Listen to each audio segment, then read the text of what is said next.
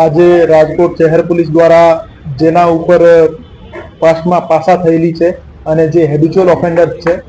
એવા આરોપીઓને આઈડેન્ટિફાઈ કરીને એમની એક મીટિંગ રાખવામાં આવી હતી અને એમની ઓળખ પરેડ કરવામાં આવી હતી. તમામ જે ક્રાઇમ બ્રાન્ચના અને પોલીસ સ્ટેશનના માણસો છે જે જાણીતા ગુનેગારો અને વારંવાર ગુના કરવાની ટેવ ધરાવતા માણસોને ઓળખે, એમની શકલ પહેચાને, એના માટે એમને ક્રાઇમ બ્રાન્ચમાં બોલાવવામાં આવ્યા હતા અને એમને કડક સૂચના આપવામાં આવી હતી કે ઇન ફ્યુચર જે કોઈ ફરીથી ગુનાહિત પ્રવૃત્તિમાં ઇન્વોલ્વ થશે તો એમના ઉપર પાસા, ગુજસી ટોક જેવી